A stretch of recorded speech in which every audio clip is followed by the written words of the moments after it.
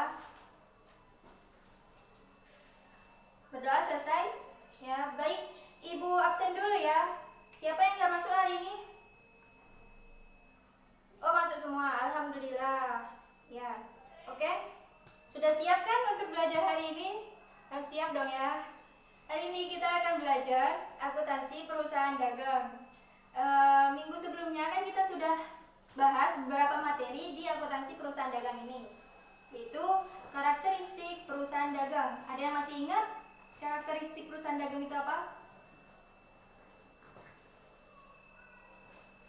Ya betul, perusahaan dagang itu sendiri merupakan perusahaan yang kegiatan usahanya melakukan transaksi pembelian barang dagang kemudian dijual kembali tanpa mengubah bentuknya. Perusahaan dagang memiliki kegiatan utama memperjualbelikan barang dagang. Barang dagang ini sendiri dapat berupa bahan baku, barang setengah jadi, atau barang jadi. Ya, tujuan pembelajaran hari ini untuk mengetahui lebih jelas tahap-tahap siklus akuntansi perusahaan dagang. Baik, langsung saja kita mulai. Di sini sudah ada tahap-tahap siklus akuntansi perusahaan dagang. Siklus perusahaan dagang ini dimulai adanya transaksi, ya, transaksi yang direkam dalam satu dokumen atau bukti yang disebut bukti transaksi. Bukti transaksi di sini berupa nota, faktur, dan kwitansi.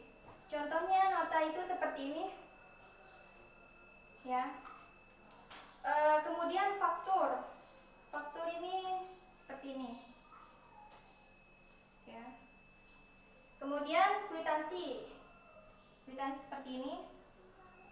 Nah, tiga ini merupakan bentuk transaksi perusahaan dagang.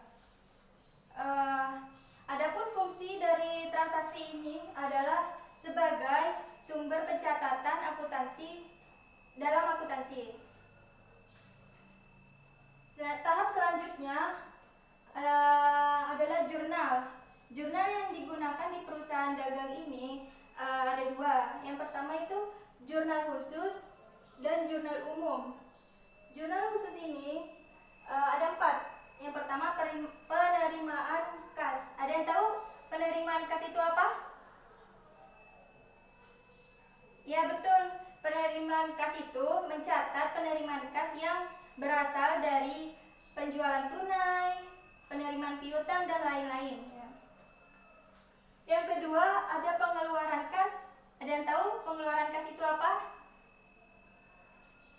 Ya betul, pengeluaran kas itu mencatat pengeluaran kas untuk membayar hutang, membeli barang, dan pembayaran beban. Yang ketiga itu ada penjualan. Penjualan itu ada yang tahu apa penjualan? Untuk mencatat apa? Ya betul, penjualan itu untuk mencatat penjualan barang secara kredit. Dan selanjutnya ini ada pembelian. Sama seperti penjualan, tetapi ini pembelian. Jadi pembelian itu mencatat pembelian barang secara kredit. Yang selanjutnya ini ada jurnal umum. Jurnal umum ini untuk mencatat transaksi yang tidak termasuk ke dalam jurnal khusus, yaitu retur. Di sini retur bentuknya seperti ini.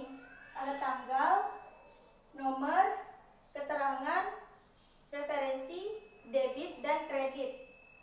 Ya. Tahap selanjutnya memposting jurnal ke buku besar.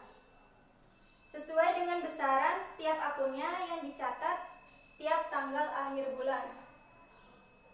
Setelah buku besar ini ada dua, buku besar umum dan buku besar pembantu. Yang buku besar umum ini mencatat semua akun, dan buku besar pembantu ini mencatat dua akun, yaitu akun piutang dan akun utang. Kemudian setelah memposting ke dalam buku besar, selanjutnya adalah pembuatan neraca saldo. Di neraca saldo ini berisi saldo akhir akun-akun yang terdapat di buku besar. Jika akun-akun yang terdapat dalam neraca saldo ini belum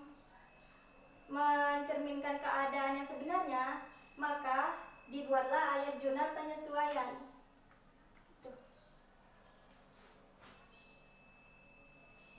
Selanjutnya, untuk mempermudah membuat laporan keuangan, maka harus dibuat kertas kerja yang di dalamnya terdapat akun neraca saldo dan akun-akun yang terdapat pada jurnal penyesuaian.